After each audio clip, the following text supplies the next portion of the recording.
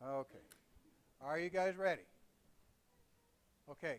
So I'm gonna go through this rapid fire, and again, the best way to really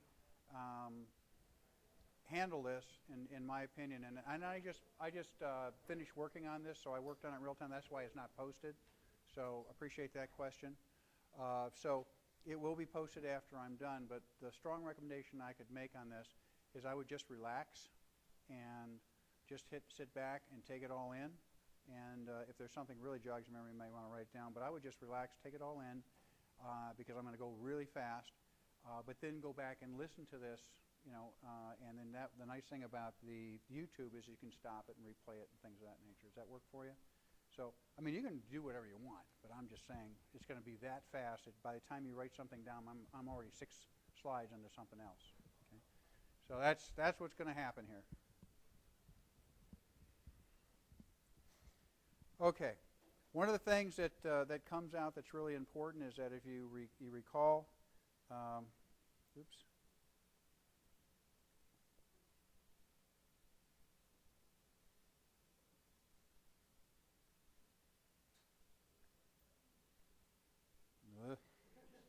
Man, oh man.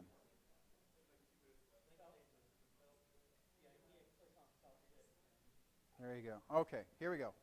So just the first thing. So I'm going all the way back to the beginning of the semester, and I've basically built this slide deck one lecture after another. But I threw out a whole bunch of slides because you already had that information at transition. So I'm catching the key parts of what I want you to pick up on. So an important question is that, for example, if you take an ergonomics, that you know it's of Greek origin, and you know that it means the laws of work. So that's a fundamental question that I ask just about every exam. Know that this is not a new issue. It goes all the way back to Ramazzini. He talked about it in his book in the 1700s. In particular, number 2, violent and irregular motions and unnatural postures of the body. So it's been around for some time, but the science of it is relatively new in terms of understanding cause and effect.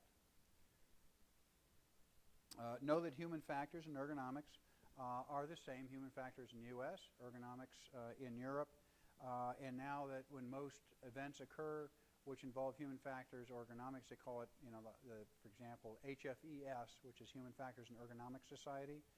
That's one of the chapters here at Purdue, and in most conferences that are held, they put the two together. Just remember, traditionally, the human factors, being on the U.S. side of the equation, dealt a little bit more with the cognitive side of the equation, and then eventually expanded to include more of the physical aspects. In Europe, it was really more the physical side of the equation, and then migrated into the human factors side, or the cognitive. And because there was such blurring of the lines between the two, they're both synonymous. Know that it's interdisciplinary, so there is no one topic that says, you know what, I majored in ergonomics. Really, ergonomics is a relation of all these that come into play. One of the reasons why you're getting this in 580, and you didn't get it in the freshman or sophomore year because you didn't have all your physics done, or you haven't had a class in epidemiology, you didn't have all your math done, and so on. And so it truly is. And when I offer a degree here at Purdue in interdisciplinary ergonomics, it is not called ergonomics, it's called interdisciplinary ergonomics, and many of my students are interested in that, either go off to medicine or physical therapy, occupational therapy, and they have a huge leg up over others. So realize it's interdisciplinary. Remember the sweet spot that I talked about, and that is the fusion. The more the human and machine components overlap with each other, the more you find that the larger part of that sweet spot in terms of form and function. Remember the bones in the body? Sort of jumping ahead here. You remember I threw a lot of slides out. I usually ask this question in terms of knowing bones in the body. And I do jump around a little bit. Sometimes I'll ask you total bones in the body. Sometimes I'll ask you total bones in the spine. Sometimes in the hands. Sometimes in the feet. I expect you to know those things. So you're asking about dimensions, in terms of the chair and things of that nature. To me, that's over the top. But just the basics. I wouldn't say, how many carpal bones are in the body. But I'm certainly going to ask you how many bones are in the hand. So that you know that. And the reason is that more than half the bones in the body are in the hands and the feet. So these are the fundamental things that make a lot of sense to you. in terms of now building upon that model. So we have bones in the body, and we talked about synarthrosis and diarthrosis, so I expect you to know the difference between those in terms of joint movements. Notice that of the three that we have here, the most important is what? The mid-sagittal plane, right, dividing the body in the left and the right side, because it links to the biomechanical model, right? So we can have the transverse plane, top and bottom. We can have the coronal plane, front from back, and they're all of some value, but for our purposes, we're really interested in that mid-sagittal plane. The back structure, obviously that's pretty straightforward in terms of understanding ligaments and tendon and so on. I would expect you to know the difference between a ligament and a tendon. Ligaments bone to bone, tendons muscle to bone, that kind of thing. And then for the spinal column, there are 33 bones, 33 vertebrae, I should say. And I would expect you to know at least the number, the cervical, thoracic, and lumbar and sacral. The idea also is the fusions that we have here and those that aren't fused. And then, of course, the area where we see a lot of back injuries, usually in the lumbar area, right? The L5-S1, so the fifth lumbar, first sacral, and then next is the L4, L5, right, that I covered. So here are your spine segments and thoracic. And the reason we want to cover those is that we want to understand what's the nature of cervical versus lumbar in terms of why don't we see more the kind of injuries in the cervical versus the lumbar area. And as you know, that we don't have the load at the top, even though we can pivot with the neck. We see more things like whiplash injuries or acute kinds of injuries with the back because of the loads on the body as well as the loads that are being handled. They're much, much greater. And because of those higher forces, we tend to see more back injuries than we do the cervical injuries. It's not to say they're any less complicated or problematic. It's just that if you think about biomechanics, that's the reason behind it. Remember looking at the intervertebral disc, tough fibrous ring, and is it made of crab meat or jelly in terms of consistency? Right, it's like that. So none of this getting a jelly donut and squashing out and having jelly fly out at everybody. It's really there, and the reason I emphasize that is that the body does have an ability to heal itself. So if there's nerve impingement and things of that nature where you have a herniated disc, the idea is that in many instances, if you stop doing what you're doing in terms of causing the herniation, then in many instances the body, because that has that consistency, that body will fuse it back, and chances are the person can get better in time without the surgery. What's the percentage of surgeries back surgeries that actually come out as a positive versus a negative? 50%, right? So that's the other reason I bring that out is that in many instances they say, you need to have a spinal fusion, so on and so forth. In a coin flip, 50% of those people are going to get better, and if it's excruciating pain, they have to undergo that surgery. The other 50% are going to stay the same or get worse.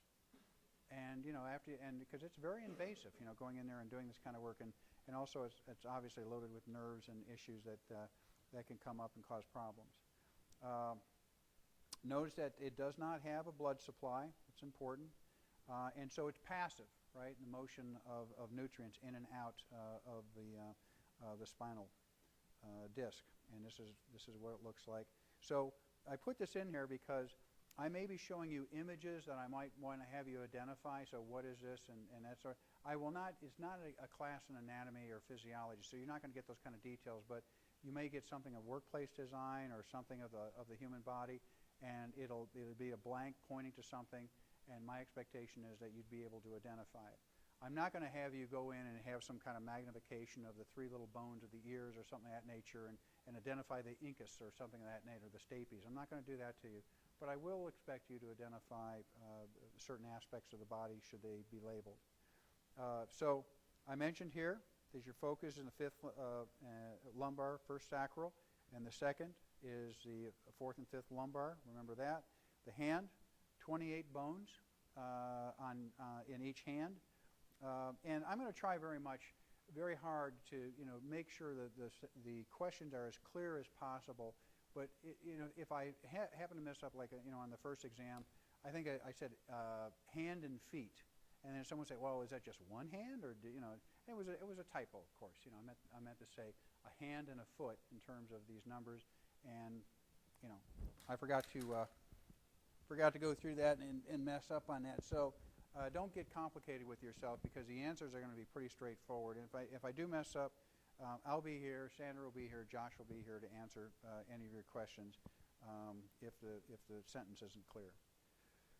So just so the hand and showing all the bones. So I would not ask you a question about, let's say, give me the number of carpal bones or describe what they are. It's just not going to happen. But you have to know that the carpal bones are there, and that's related to carpal tunnel.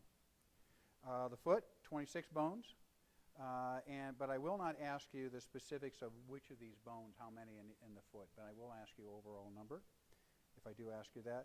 The foot's important, as you know, and what's the most important aspect of the foot in terms of mobility?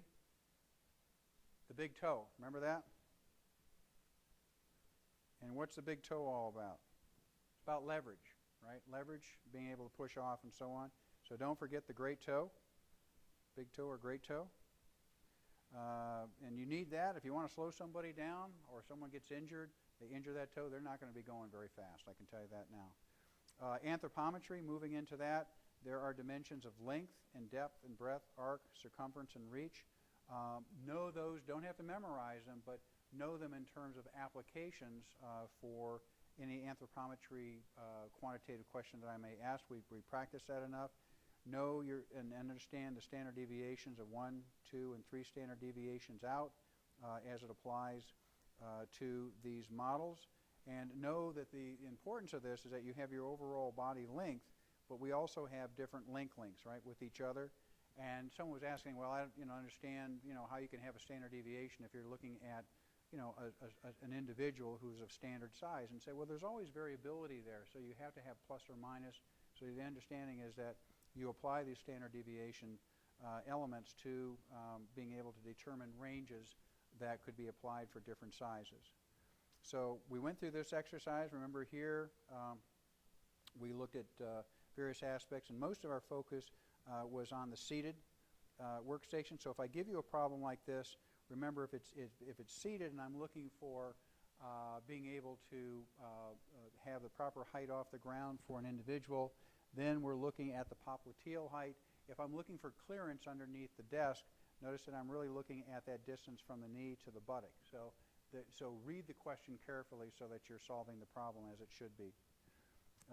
Reaches, we got into that. The difference might be here is this is your XY, but we also got into the XYZ, and this is reach envelopes, right? Being able to reach around. So understand, if I show you something like this, what is something like this? This is your XYZ, and this is your XY, right? Just a functional reach versus the ability to reach around in an envelope in a three-dimensional space. So you're likely to see a question, an anthropometric question, so spend some time in looking over those notes to go through that and know your percentiles and where they would apply. If I'm looking at 90% of the population, and I'll try to put a little thing in there about, okay, we're looking at from the 5th percentile to the 95th percentile, that kind of thing. Understand it's from the 5th percentile female, 95th percentile male. But if I say it's just a male population or just a female population, then you would apply it to that with those statistics. So I'll be very careful about making sure that you understand that. And then what I'll do is I'll just give you some dimensions here and measuring. So either male population, female population, or mixed. And then you'll have your means and your standard deviations. And then the idea is that you're going to apply this in terms of a range or a percentile, so say 90%, for 90% of the population versus a range of the population. Make sure you understand the two. Yes.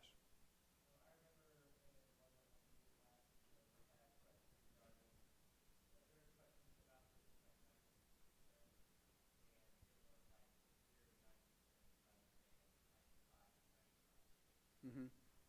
So as I just explained. So if I'm asking for a range, then you're going to have from the minimum percentile to the maximum percentile, and it would be 90% of the population, be it male, female, or mixed. Okay. If I'm saying something that fits 90% of the population, at the 90 or fits at the 90th percentile of that population, that's different than fitting a range. So I want to fit something for me and less. So the idea is that I become the factor that's being measured. No one else counts in this because I'm the set point. If I say, okay, now I really want to look at from the minimum to the maximum, I want to find the range right here from, let's say, the small person to a tall person, then you're going to have to set your brackets at the small side of the equation and at the large side of the equation. So 90% of the population versus a 90th percentile of the population. That make sense? I am 90% of the population. Would you mind standing up? You are not. No, I mean, if you don't understand, that's probably chances other people don't understand.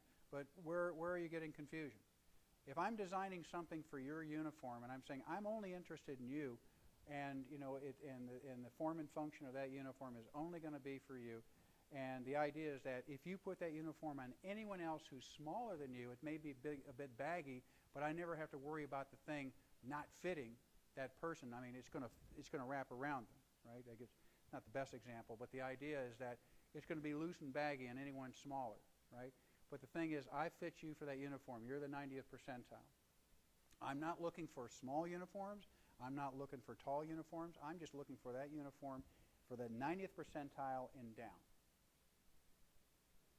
or the 95th percentile and down, or the 99th percentile and down.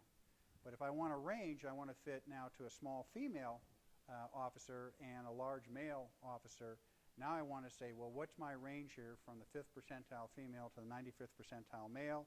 Okay, in a mixed population, that's 90% of the population. So you have set points on the small end and you have set points on the high end. Make sense? Okay. Does it make sense to everybody else? Okay, I guess maybe a better example, and I do appreciate the question, and because if you're not getting it, other people may not get it in terms of the concept.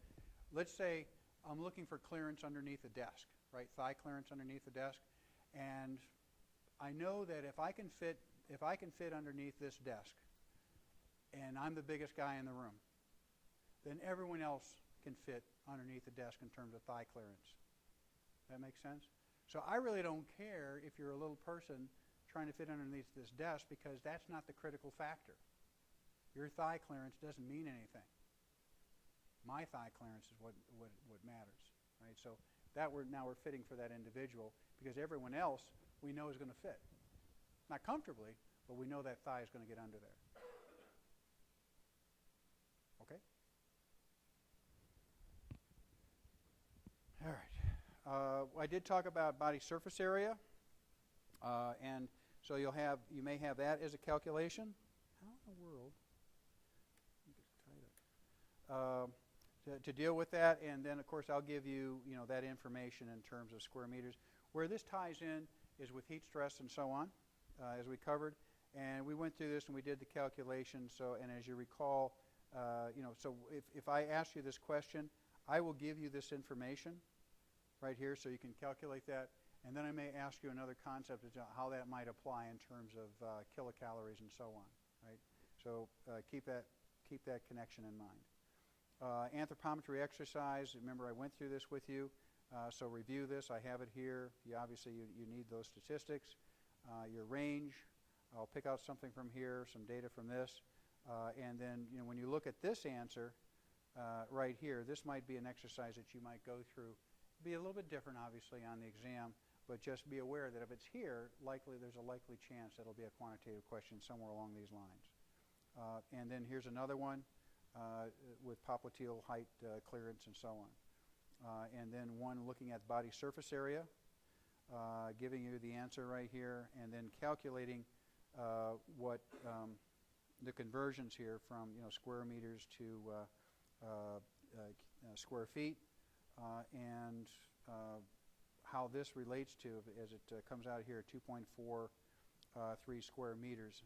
It's quite a bit of surface area for an individual, but I would expect you to know how to do that, but I don't expect you to memorize that equation. So make sure your calculator works with exponents. In terms of skeletal muscles, we touched on this, tendons, and in terms of muscle to bone. And then we talked about lever systems. You will see this for sure. Insertion of bone acts as a lever, and fulcrums. Know your class 1, 2, and 3 lever systems because you're likely to get tested on that. And know the location of the fulcrum, where it is relative to each of these class systems, 1, 2, and 3. So I might say, well, what class lever system is most inefficient, what's the most efficient, and so on, and then give me an example of a lever system in terms of where the forces are, the fulcrum, the resistance, and so on. So this is definitely something that you may want to take a look at, because this would be not a qualitative question, but it could work its way into a little extra credit for drawing this out and knowing exactly where that leverage is. Mechanical advantage, remember the force arm and resistance arm in these, and looking at that mechanical resistance in terms of an outcome. So you're likely to see something like this on the exam, and I would ask you to calculate what the forces would be right here in the muscle, depending upon the weight or the resistance in the arm in a static position. Okay, and you go through this example here. And then with regard to opening up, I put this one in here to remind me to let you know that, remember we talking about when the muscle's too short, right, where the arms are in the acute position or when they're stretched out. So what's the optimal position in terms of mechanical advantage? Slightly bent, right? Not straight, not hanging on the ligaments or tendons, but slightly bent. And I said roughly we're looking at about 120 degrees is where we're looking at opens and giving you optimal mechanical advantage, right? In short, basically the muscles, have been pulled together, not going to give you that advantage. So keep that in mind. And so I may not give you an exercise to go through and do the force calculations here. You would do more likely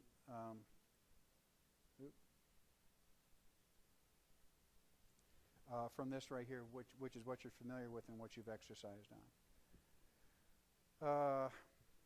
Wrestling link, okay, so I just highlighted that for you. Seated workstations, what I'd like to know is just the general difference between seated workstations and standing workstations in terms of where things are in terms of optimal leverage with the hand, pushing and pulling and so on.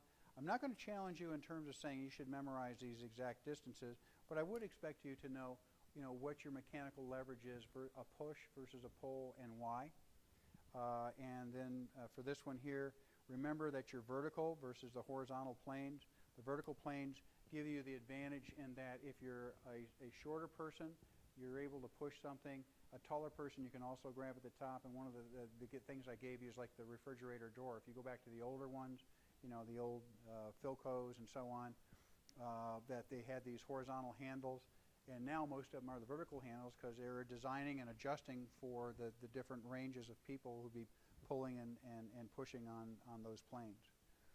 Mechanics, as we got into this right here, just remember that we are dealing with solids, and we have dynamics and statics, and then we have kinematics and kinetics. Know the difference between kinematics and kinetics in terms of the definition. So I've already given you a test question on that. I believe it was on kinetics. So I may flip that and give you a question on kinematics and knowing the differences between the applications of forces and not. Also, we didn't cover dynamics because in most instances you need a computer to work out the statistics on that. But we did do statics, right? And that's going to be the focus on the exam. So don't worry about the dynamic side of things. Statics and dynamics in terms of movement, touched on that. Kinematics, obviously the body in motion, and considering the forces, as I mentioned, displacement and so on. And then kinetics, obviously, forces that act on a body that cause movement. So this one here is motion without considering forces. Sorry, make sure we're on kinematics. And then with kinetics, we are looking at forces. Force defined, the thing that I'm really interested in is obviously we have mass times acceleration, but I'm really interested in you knowing what work is defined as. Basically force times distance. We talked about actual mechanical advantage, ideal mechanical advantage, those differences in how they're applied in terms of optimal mechanical leverage and handling. Low back injuries, it's in the billions in terms of cost. As I mentioned earlier, most of the issues are down here. We have flexion extension, bending, axial rotation, but here's the real reason right here is that we have the high loads in the lower part of the back versus the cervical area, and there's the cause for the adverse outcomes for material handling. This is a simple stick figure, but I may bring this guy back and show this to you because I would like you to just do a simple calculation for what the compressive forces would be on the spine for handling a particular load. So I know it's very simplistic. We're going to be looking at the NIOSH lifting equation, but my recommendation would be to take something like this, and if I changed some of these numbers, you could do some simple algebra. And the idea is I want to lock in the idea that we're dealing with hundreds of pounds of force. The NIOSH lifting equation, and as we've gone through that, know our cutoff here at 51 pounds. And then it was first published in 93, but really came out in 91. And I'm not going to test you on the 81 equation other than the simple thing that the difference between the 81 and 91 equation that I expect you to know is that with the 91 equation we had coupling and we had asymmetry, another twisting, right? So in the 81 equation, we did not have twisting that could be calculated. We did not have coupling, which could be calculated. But there also was another difference there. And you remember the distance in terms of weight. I'll probably ask you that. The weight for the 81 equation was what? If you remember, 90 pounds, right? And the weight for the 91 equation came out as 51 pounds. And you say, how could something in 10 years go from 90 pounds to 51 pounds? And as you recall, the critical factor there was what? Right? The distance out, right? It changed from 6 inches because most of the subjects that were measured were college students who tended to be in pretty good shape and so on, but when they went out in industry and measured employees, they found they had a little more of a gut to them, and that correction of 4 inches, that horizontal correction from the spine to the front of the stomach of that 4 inches, from 6 inches to 10 inches, if you run the calculation, you will see that you'll lose almost all of those pounds from the 90 pounds to the 51 pounds. So it's not like they adjusted the weight as much as they really did a proper adjustment of the distance out from the spine to the front of the stomach. Is everyone okay with that? So you will be, I'll expect you to know that, because those that take this class and go out there and have that fundamental understanding are way ahead of the curve in knowing the mechanics of the difference between the two. We talked a little bit, obviously, about the disc and the importance, elasticity, and then, of course, it's all the nerves that come out from that. Obviously, the government was interested. Why? Because nearly 20% of all injuries and illness in the workplace are associated with the back. 25% of them are annual workers' comp costs and so on. In other words, it's in the billions in terms of cost, and so the government's interested in that because of lost productivity and so on, not to mention the suffering of workers. There's a thing called the strain index, job demands divided by the worker capacity to do the job. So keep that in mind, that it's there. That's the fundamental idea behind it. We have all these here, which is a recommended weight limit that's out there. Our load constant is 51 pounds. And you will, most likely, work a quantitative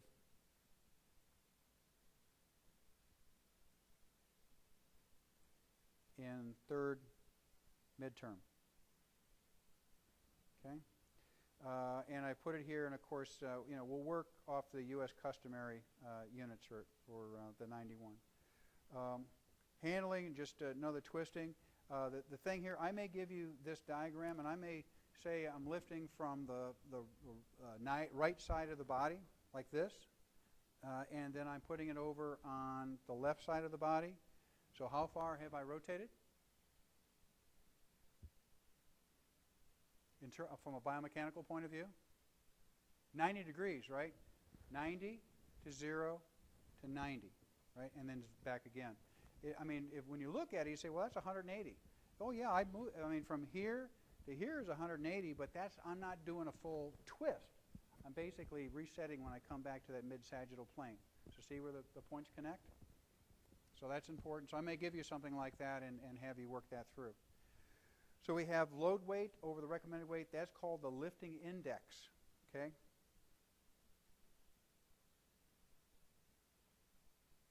So what may happen is that I'll give you a calculation. You'll come up with the recommended weight limit, and then I'll say, well, this is the weight that's being handled. I will ask you to calculate that lifting index to find out how much risk there might be associated with material handling. And I'll give you something like this, so you know, a worksheet that you can work it out. Please show your work. Got to show your work, okay? And information there. Work physiology. Obviously, we really want to avoid developing excessive fatigue. So we look at things like musculoskeletal as well as cardiovascular. We have anaerobic thresholds and aerobic thresholds. Anaerobic is when you have fatigue. Comes in. Aerobic is when you are able to sustain. Just remember that we look for certain safety levels, right? And what's that safety level in terms of maximal exertion?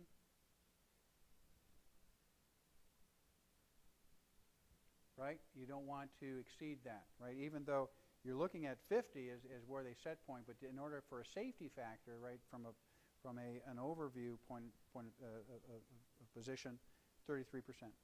Cardiac output, I would expect you to know that. I'll be more clear in my questions in terms of understanding cardiac output, heart rate, and stroke volume. Heart rate times stroke volume is cardiac output, and any of the other variables that are moved around in that will give us the information that we need in terms of blood flow. And why do I ask that? Because I would expect you to know this. So, 5 to 6 liters per minute, I'd like you to know that. And then during heavy work, 25 to 30. And what I might do is say, okay, let's calculate for a larger person. And then what you'll do is, based on that information, extrapolate to that to determine what that number would be. Okay? Metabolism, obviously, is the collective chemical process. Basal metabolism, remember that. I'm not going to give you that number because I expect you to know it for an average size individual, 154-pound individual, that it's 1 kilogram, right, or 1 kilocalorie, excuse me, per minute.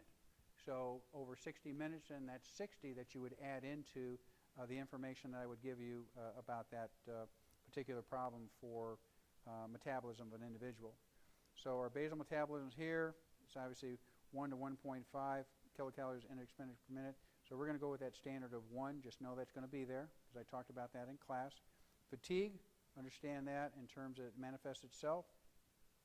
We have phase 1, 2, and 3. But I may give you something like this and ask you, what does this really mean?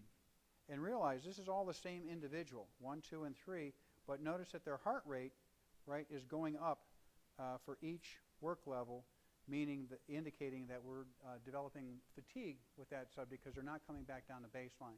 So everything in terms of heat stress, metabolism are really tied in to that heart rate coming back to baseline, but also core temperature. And as I mentioned, heart rate is a good surrogate for core temperature. It's not perfect. Obviously, you'd like to get core temperature, but short of that, heart rate is a good way to go. I did give you this information here. If I provide you a table like this of information, I don't expect you to memorize these units, but I would expect you to know the ranges, as I talked about a little bit earlier, from light work to extremely heavy work, in terms of energy expenditure, O2 uptake, and heart rate in terms of beats per minute. And this is just a secondary backup of the same thing. In terms of energy expenditure, we're looking at about 2,000 kilocalories spent per day. And for continuous work, and this is for an average size individual, and we're about 4.2 kilocalories per minute over an 8-hour day. In terms of heat stress, remember the hypothalamus, right, near the pituitary, and there are 4 things I expected to hear from you on this one. Freaking it out now. Now it's mad at me. There are 4 outcomes, and the 4 that I want you to remember is prickly heat, that's unevaporated sweat, heat stroke, heat exhaustion, and heat cramps, right? Those four. And recognize that there is no link between heat exhaustion and heat stroke. Why is that? Because heat stroke is a result of the failure of the hypothalamus, whereas heat exhaustion is a natural outcome from being fully exhausted in terms of fatiguing the sweat glands, lack of vital flow of fluids and blood. So these are the four things you think about: metabolism, evaporation, radiant convection. I did talk about conduction. Not so much for heat, but for cold. So remember that, but these are the ones for heat. And then, of course, we always have our heat gain. That's always going to be a plus. Evaporation is always going to be a minus. This is plus or minus because we're radiating bodies as well as other sources like the sun, furnaces, and so on. And convection, that's also plus or minus, and that's from the skin, right, in terms of gaining and losing. So this can be set up as a mathematical equation. These are definitions for your cramps, your rash, your exhaustion, and heat stroke. The key thing that I'm going to ask you is hot, dry skin versus clammy and moist. Why is that important to you and to me? Because you may be in a situation where if it's hot and dry, you've got a life-threatening situation. Clammy and moist, yeah, you got some urgency there, but you can get them cooled down and moved to a cooler place. You've got to get this person cooled down because basically damage is occurring. Of the four indices for heat stress, the one I'll test you on is this one right here, wet bulb globe temperature. Don't worry so much about this, but the reason I'm testing you on what's this in Fahrenheit, I think it was, let's double check this, I think it was 104? Double check on that one. I think it's 104, that converts, and then I know this one here converts to 35 degrees. And the reason for this, showing you this, is that think about this. We go from 35 to 38, or from 95 to 104 in terms of a range. Shows our bodies are not very adaptable to heat or cold stress. Otherwise, we have performance decrements, okay? So keep that in mind. Necktie nomograph, what the important thing to point out here is that when you have basically a fan blowing heat across your skin, if it's warmer than your core temperature, your body temperature, in this case, what they're looking at is 35 C or 95 degrees Fahrenheit, that you're actually heating up the person, so it's contraindicated. Notice that, I called it earlier, in this inflection point here with the core temperature, but also the rise in heart rate. So heart rate and core temperature, if you can't get core temperature, heart rate is not a bad surrogate. Notice the rest of these are linear: sweat rate, skin temperature, and so on. I may give you an equation to work out here. Remember, this is my basal metabolism here that you see. And what I might do is give you something and say, okay, calculate this given a workload. I'll give you all the information that you need. But I say, well, okay, now from that point, in something like this, determine what the work-rest ratio is for, say, 60 minutes, because that's what we practice in class, right? And automatically, you know, a larger individual from a standard size person is going to have a shorter exposure period, right, versus rest. So review that. Slips, trips, and falls, we talked about that in terms of cost. The big thing is definitions for a slip, a trip, or a fall, and then the causes that are out there, you know, the things that cause that, and we've seen them around campus here.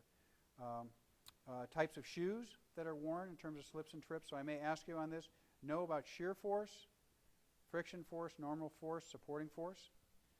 And then basically, when you're coming down, this is the heel, this is the toe, and these sharp forces, and realize in terms of time, you know, 1.1 to 1.5 seconds in terms of a walk when walking through. So when people talk about a slip or a fall, right, you say it just happened so suddenly, and you can see why in terms of people walking along.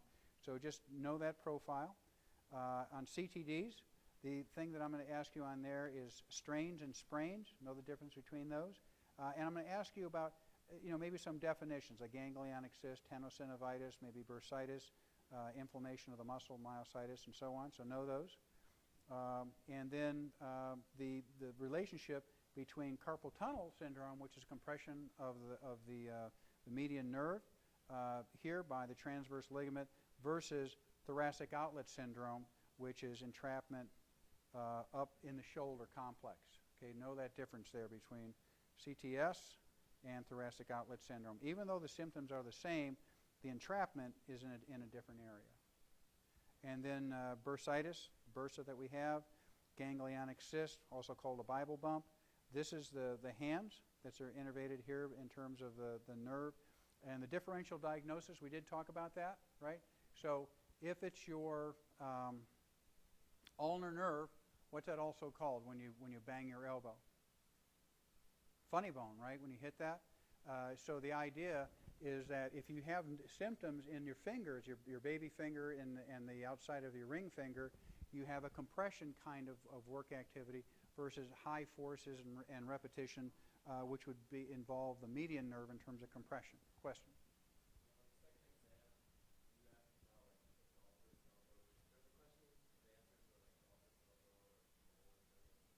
Golfer's elbow, tennis elbow, miner's elbow, yep.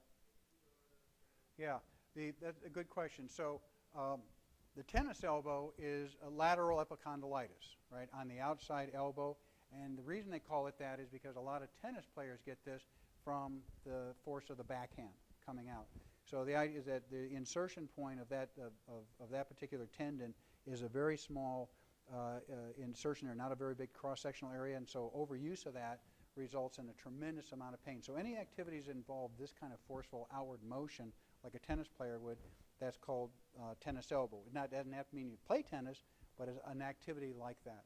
Golfer's elbow is medial epicondylitis, is on the inside, right? And that's from the forceful swing through that people do. So it doesn't mean you have to be playing golf. It's just that you're coming through with that forceful activity. So I would test you on those because it's an overall exam. The idea of tennis elbow versus golfer's elbow. Tennis elbow is from activities that would involve lateral epicondylitis, medial epicondylitis for the golfer, okay, or golfer-like movements. Okay? Okay. This shoulder complex, again, we go back to the issue of the TOS, thoracic outlet syndrome. I'm picking up the pace here. I apologize. I'm holding you over. 7 common risk factors for CTDs. I'll expect you to know these. The top 3, though, are high rates of manual repetition, high forces, awkward postures. There's a top 3, easiest to see. And then here are the other ones. Insufficient recovery time, sustained muscle loading, vibration, and temperature. Note there's a difference between insufficient recovery time and static loading, right? In other words, you have a work cycle that you haven't recovered from, so you're doing this movement, but you haven't had enough downtime to relax, versus static loading, right? Sustained loading, so make sure you understand the difference between the two. But those are the top 3 in terms of repetition, force, and posture that you see a lot in the literature. So know that these are not additive, right here, between force, repetition, and posture. These are multiplicative, right? And the reason for that is that as we got into movement right here, notice that when we have flexion, 65-degree flexion, we lose about 45% of our grip capacity. We did that in class. You also lose grip capacity with ulnar or radial deviation as well as extension. We have 2 types, we have several grips here. The 2 I hold you responsible for are what? Pinch posture and power grip, right?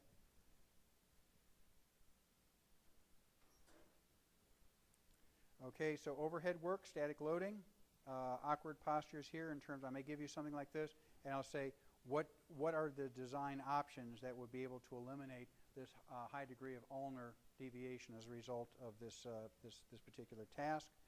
Pinching forces in the palm, small scissors on the outside of the knuckles and so on, these risk factors. And this is your grips. Notice that there's a difference between major, minor, that in other words your dominant hand, non-dominant hand. Difference between males and females, as we see, and the types of digits that are involved.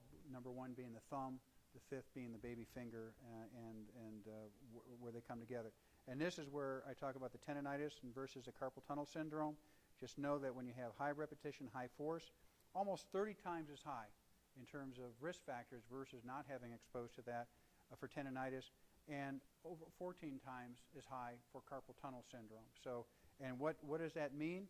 Things that are less than 30 seconds for repetition, and you want to definitely make a note of this, or those things that weigh more than 25 pounds. Let me find that here somewhere. Average adjusted force, mean force, given high average adjusted force. Yeah, 12.7 kilograms or about 25 pounds, okay, is what we're looking at. So less than 30 seconds and greater than 25. This is our definition for high forces, high repetition, and this is for the upper limbs, okay? All right, the idea of static load, just keep this concept in mind, is that static load, this is the principle behind this. Blood needed is not getting there. Why? Because the muscle's contracted and it's not allowing the blood flow. We are CTDs, and again, I touched on this a little bit earlier. Just know these definitions. If I ask you, define for me something like, I don't know, tennis elbow or golfer's elbow, or bursitis, there'll be a match with that. So one of the things I may do in this final one is that I may have you, say here's a particular symptom, and then draw it to what that definition is. Okay, so I may have a couple of questions like that. I did touch upon vibration. Just know there's difference here in terms of conditions. Remember, I hit you on the extremes right here. No tingling or numbness or complaints. Down here, extensive blanching, basically vasoconstriction of the fingers during summer and winter. And what that means is that you can't work when you hit this condition right here. There are differences between the disease and a phenomenon. Just know these in general. I'm not going to have you on the specifics on this. In terms of what can be done about carpal tunnel syndrome, remember the difference between Tinel's and Phelan's, right? Tinel's is like tapping, right? This tapping, you feel that little shock going through the hand. Phelan's is like this, holding the arms basically and the wrist at a 90-degree angle relative to each other, butted up next to each other like this, and for about 30 seconds or so, and then if there's tingling or numbness associated. So Tinel's versus Phelan's, understand the difference between those. Preventive measures, just know we have engineering controls, administrative controls, and PPE. What's our top one that we want to employ if we can at all times? Engineering controls, right? Prevention, engineering, administrative, good work practices, and so on. Use of tools, personal protective equipment. Gloves are fine, but I am not a big fan of back supports, right, unless you have an injured back. So be careful of that. Knee pads are okay. Wrist splints, yes or no? No during the day, yes. At night, right, to keep you from getting in the fetal position. Workstation design, we're going to get into this in terms of the goal is to reduce workers' effort and maximize their productivity. We're now into three-dimensional workspaces. And again, we touched on seated workstations versus standing workstations and the difference between the two. And no, we're dealing with reach and we're dealing with weights, right? We talked about that. And sit-stand workstations are great, especially if you're in reception areas and so on. They're important. Remember, you had this in the last midterm in terms of what that normal reach is. It's basically this distance from the elbow out to the midpoint of the hand, about 16 inches extended reach, right, is about 24 inches, right? So you put most of the things that you're working commonly with within that distance between the midpoint of the hand and the elbow on a workstation layout like this. Right angle rule, we talked about that. Right, in seated workstations, clearance underneath the desk. Notice there's toe clearance right here. And so I may reverse this a little bit. I may ask you to work on the clearance of a box. So thigh clearance, as we talked about. So this might be the difference then to the question is we want to design something that's for the 90th percentile individual. And we're going to do that because everyone else we know is going, they're not going to have thigh clearance issues. Okay? And then we'll give you that information. Pads to reduce fatigue. Precision work. Key here, this is on becoming a certified ergonomist. Just remember that precision work is slightly above the elbow. The elbow is in reference to standing is like this. So slightly above here, slightly below for medium work. For heavy work, it's down even further. So I expect you to know that, to work out that particular understanding of the difference between recommended height for precision, light, and heavy work. Minimizing, these are just common things you might do to make your workplace a little bit easier.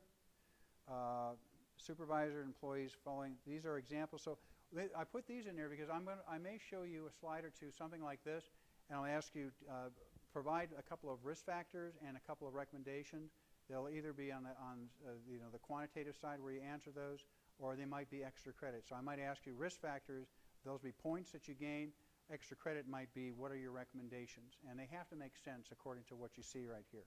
Okay, and the idea, what that shows me is that you understand the principles behind what I've been teaching you, and you can now apply them. Okay, and these are just the examples I talked about. And then taking measurements. This is on job analysis, what you do and how you break jobs down, dimensions, documentation.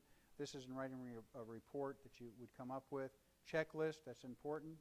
And then the concept of P to D. I know this was a long lecture from Dr. Cole. I just reduced it down because what I really want you to know is what does that mean in terms of its definition, and what has been going on in terms of maybe one of those applications, which would be in the nuclear pharmacy industry.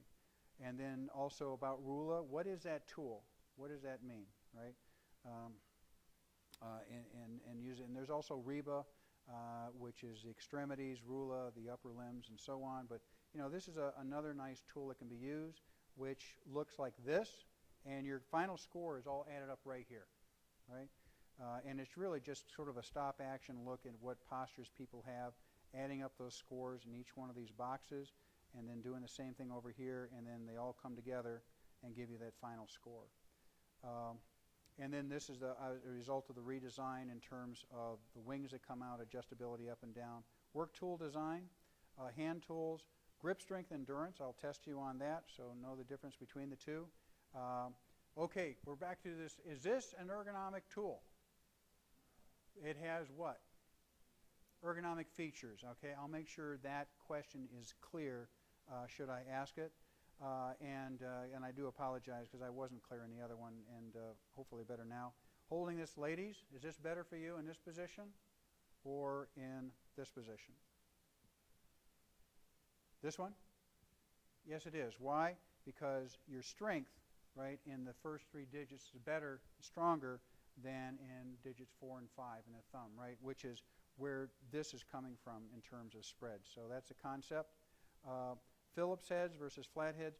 And one of the things that some of the students have a little trouble taking is say, well, you know, I've had lots of troubles with flathead screwdrivers, and the problem has always been, in many instances, that the head of a flathead screwdriver doesn't always really fit perfectly with the screw. In this example that I'm talking about, the head of that flathead fits right in perfectly with that slot, and there's not play or slack in it. And when you turn that, you find it's a lot easier to turn than if you're dealing with a Phillips head. And this combines the two very nicely, but just know that when you're dealing with this, I won't test you on the formula, but I'll expect you to know the principle behind why it requires 6 times more feed force for a Phillips versus a flathead. Torque, turning around, this idea here obviously is a longer shaft, gives you better leverage, right, because of the wrist and the motion. Hazards for tools, we did talk about carpenter's hammers versus claw hammers. A ball-peen hammer, that comes out that's a harder metal. It's a safer one to use when you're metal with metal versus wood, which would be your carpenter's hammer. Maintaining your tools is important, and guards are important with the knives so you don't slice your fingers. Organized labor. I'll ask you the definition of that. Notice I just kind of moved through these really quickly. The safety movement, a little bit, you know, the Hawks Nest tragedy, the asbestos measure in Bhopal that came in. How much? 150 billion annually from accidents. Number one in terms of accidental deaths. Now there's a difference between deaths and work deaths. Okay, so here, motor vehicles, falls, poisoning on down. And then when you get into leading causes of deaths in the U.S., heart disease, cancer, and stroke. However, when you get into leading causes of death in work accidents, motor vehicle still leads the way, but it shifts a little bit where number 2 becomes falls. Okay? Accident rates, Remember I gave you that thing about the 65-year-old basically having the highest rates, and then I said, remember your numerator and denominator, right? The denominator is much smaller with 65-year-old workers out there, and that's why the rates are high. So if you have six employees in a large facility, and at 65 and older, and one of them gets injured, that's a high rate, right? Versus someone your age, you might have 200 working there and one gets injured. So that's where that difference comes in. Note the differences in the theories for accident. There's a domino theory. There's accident causation issues here. The accident incident theory. The epidemiological theory in terms of looking at counts, what comes up. And then there's a systems theory that calls into play, and a combination of all these that come into play. So know those differences. Hidden cost, lost time, and so on, lost to the workplace. And then relationships, accidents, injuries, the vital few, and the idea of the 80-20 rule right here in terms of cost. That what I got to right here is I may give you something like this and say, take this out and ask you, really, what does this mean? Right? And if you look at this as a reminder, 50% of those costs, 2% of the workforce. So, building up to that, if you go all the way out here, and looking at 67% of the workforce, you're way down here around 6%, and then you go from 67% to 98. That's your other 50%, or that makes up for that difference, and then that 2%, and this is like usually a disaster, right, that occurs that drives up those costs. Prevention strategies, obviously, in the investigation. Severity is important. Cost strategy. Mission of OSHA. I'll hold my hygienists know this by heart, but I expect if you're not one of those to know what their mission is. Their website. Notice on the big thing, the website, preventing falls is a big deal for them, right? Almost done. Workers' comp. Know that definition in terms of replacement of income, rehab, and so on.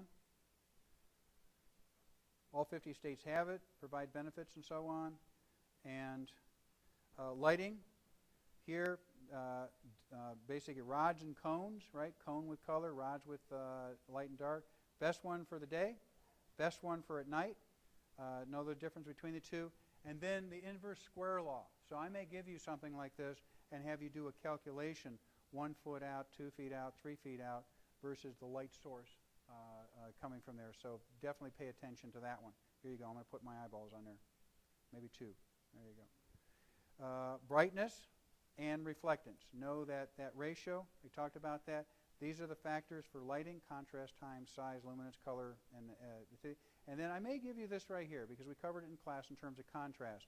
Background minus the target divided by the background times 100, and that's going to give you the contrast that you see here. This kind of information gives you what you need. Visual acuity, this is your Snellen chart, right?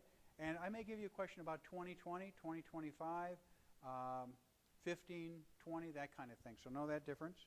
Your noise comes in place here in terms of sound pressure measurements and speed.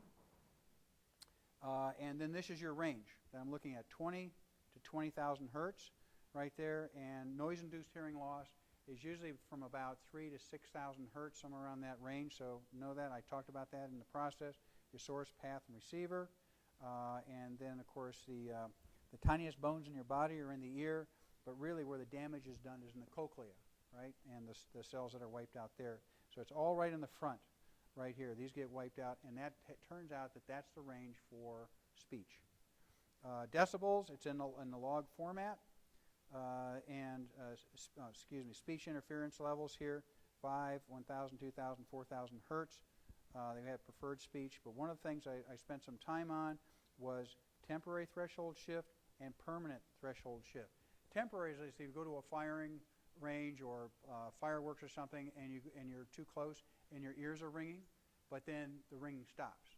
If you have ringing that continues on for a period of time, that what may have happened is you shifted from temporary to permanent. So know the difference between the two. Presbycusis, hearing ability diminishes with age. There's an age adjustment factor. Note the Hearing Conservation Program, Code of Federal Regulations 1910-95. And then remember that if you have two noise sources, so remember this side of the class is noisier than this side. If you're equal, then you add 3 decibels, right? Again, it's on a log scale. But if this side of the class is much noisier than this class, let's say by 13 decibels or more, that there's no additive effect. There's nothing that gets added from this side because this group just was able to drown you out. Shift work, understand that these are not banker's hours, anything that's not dealing with 8 to 4, right? We talked about that. And some of the stuff is now hitting you because it's just recently given. Remember that we're dealing back now with the hypothalamus in terms of our sleep-wake cycles. Best candidates for shift work are you. Worst, me. Occupational stress, public health, quality of life. I'd expect you to know what the quality of life is. A person or group's perceived physical and mental health over time. Notice perceived. You know, it's not something that's outside the person. Stress comes up. NIOSH defines this as changing whirlwind speed and the pressures that come upon. But what I'm going to hold you for is this concept right here. Those people who absorb the pressures of work and so on tend to not deal with the stress as well as those that basically let it bounce off, right, and don't observe. They have their own self-esteem and so on and so forth, and they can handle it. So the idea of organizational change and stress management helps with a healthy workforce. Looks like an easy formula. There's a lot of work that goes into that, but basically it's about communicating, right? Almost done. Violence, we obviously, there's a system that has to be put into play in all workplaces, including Purdue. Key concepts here are, looking at violent crimes, employee outsiders, who's causing them. Notice that this happens 1.7 million times, or 1.7 lost days from violent crime.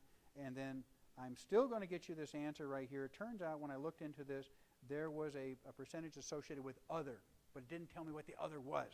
And I said, so now I have to dig up the original article. So I'm working on that for you. I will not ask you that question because I don't have the answer right now. Emergency defined, know what that is. Emergency planning is in play. Post-trauma disorder, this is something that's coming up. More and more soldiers that are coming back from overseas are having this thing called the post-traumatic stress disorder, intrusive thoughts and so on. Almost done, 4 more slides I think. And then terrorist attacks, obviously these come into play more and more. We see those. Keyboard tray, I put this in there. 2 most important things are what? Keyboard tray and the chair for adjustable workstations. Relief from work tension. This is a nod to my physical therapist and occupational therapist. It's not a solution for a problem. It's something that helps in terms of the tension of the work, and it does work. Risk, as I talked about, input, process, and output gets more and more complex. Action, machine, result, worker. I expect you to know the differences, the key difference in machine and man. So know these in terms of attributes. And the faults here from a single component to strange patterns which would result in sabotage between those two. And then final couple signs, know the difference, the range here from a job down to micromotions. What are the micromotions also called by? Thurbligs, there you go. Thurbligs, right? And that's Gilbreth spelled backwards. Good for you. In terms of lighting and size, remember I talked about that today. Just know that with your H right here in that stroke height, that your width is always going to be a fraction of that, right? In most instances, in this case, 3/5 right here, H over 6, 4 over 6, that kind of thing. Why is that important? Because if I were to give you this information, say from a distance, and this is looking at 28 inches right here, again, if I'm measuring from the back of the room, you know that the stroke width and length have to be greater than that, but you can calculate it by putting in the numerator that distance divided by the 28, assuming we're going to work off of inches right there. That product then, kind of like the weight factor, right, with a larger person, that product times the stroke height and width that you have from the character at 28 inches, that multiplies out and it says it should be this much larger in order for you to see it at the back of the room. Is that okay with everybody? You should be able to figure that out. Warning lights, remember the sequence, red, yellow, green, white, and then you're basically slewing fast, right? Slow as you reach the stage of that. And then, of course, I gave you the running the bath water. What does this mean in terms of fast, slow, that kind of thing? Elements then, the pathway, I expect you to know the pathway, the 7 elements right there. The key being starting out looking for signs, and the first 6 are intervention, and the last one is prevention. Know those, and then basically here are some risk factors. What is this? And then, of course, here's the problem, here's the solution. So I may take something like this and say, what principle is being used here? I think I got the last one. I think this is it. Proactive, prevention-oriented. There's my pathway. There's our conclusions. That's the end of the review. I'm sorry.